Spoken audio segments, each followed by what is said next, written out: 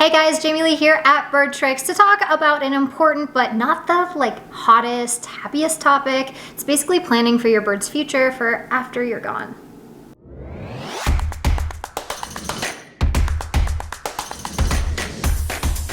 All right, so I know this isn't the happiest topic, but it's something that we all need to think about because whether an accident might happen to you and your bird needs to be planned for, or you just know that you got a bird maybe later in your life and that it's likely to outlive you, we need to make proper plans for our birds. And we also need to do the best job that we can making them resilient and adaptable so that if they do need to go to a different home long-term, that they're able to handle it. Now we want our birds to be set up for success, and the best way I know how to teach you guys to do this is with our noun experience. We talk about this a lot. New people, places, and things. Introducing your bird to new experiences every single day in a positive way that makes them more adaptable and less likely to be in a new environment going, WTF is going on around me? We don't want that environment overwhelm. We want them to be like, new things.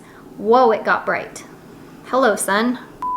The more we can offer our birds new positive experiences, the better they'll be able to adapt when we aren't around. So we need to make sure that they're set up for success with how we handle them and the lifestyle that we give them. The first thing I want to emphasize is that everybody includes them in your will. Now, if you're super young and you don't have a will, then maybe making a document on your phone or computer, something that your parents are aware of what you would like to see happen if something happened to you with your birds. You need to think about what's best for your birds. Are they so well trained that maybe they should go to a professional center where they're going to get that constant stimulation? Or are they more just lovable pets? Are they special needs? Do they need somebody who's more knowledgeable that can handle what they need? So interviewing parrot rescues, people, friends, whoever it is that you're looking at, would this be the right fit?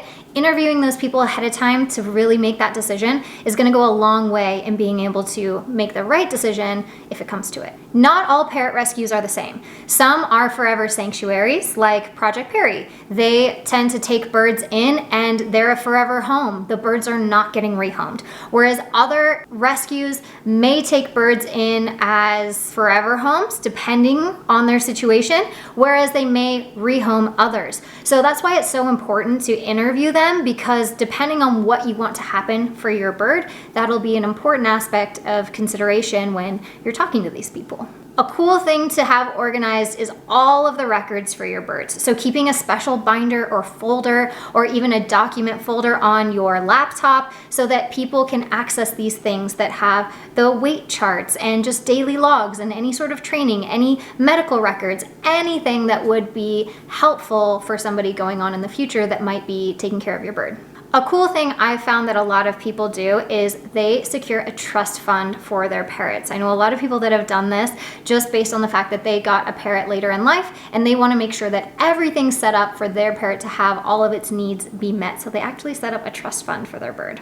Now, these funds are meant to pay for the future care of the bird, whether that's in toys, vet bills, enclosures, just the constant care that birds require. If you've made arrangements for your bird's future, please leave it in the comments so other people can get ideas on how to go about this. I think it sounds kind of overwhelming in the very beginning, and it's a sad topic, so a lot of us tend to avoid it, but it would be a real bummer for your bird to fall in the hands of somebody who doesn't know what they're doing and isn't set up for success.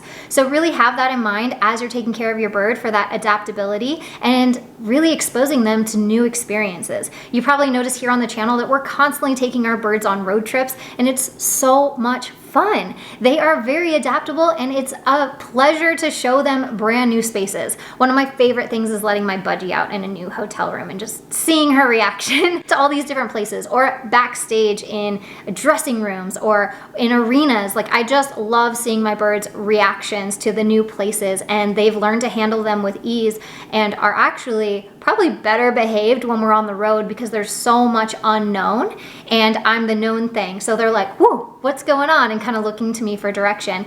And I think that adaptability is really, really important for our pet parrots to thrive, being able to adjust to moving homes.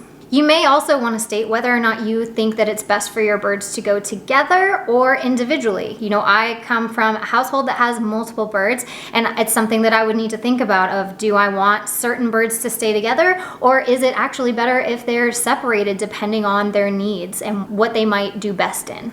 Something that came into play for me is I recently took on 2 project parrots, and they are from the same home, male and a female, blue-throated macaws. And it was really cool because the owner was like, I trust your judgment. If you feel like they would do okay separate, then you can rehome them separately. But if you feel like they need to stay together, that would be cool too. And I just loved that she kind of left it in my hands to be able to make that call. And it's really nice. And I've been able to test the waters of just working with one at a time, seeing how the other one reacts to kind of being ditched, or even having them housed completely separately on individual properties and seeing how they do, and then putting them back together again, and just really working with one at a time to see what environment each one needs versus being locked into a certain perspective. But if you have a very specific situation with your 2 birds, it might look different. My 2 sun conures, I can't imagine separating them, but I could totally separate my 2 Camelot macaws and they'd probably be better for it. All right, guys, well, I hope this gave you some initial direction on how to plan your bird's future. Look in the comments for some other suggestions from people watching this video who may have got a head start ahead of you and can offer some more insight or even resources on how they went about doing this, and maybe leave some links to places that you're considering giving your bird to if this ever happens. Thanks for watching, and I'll see you in the next BirdTricks video.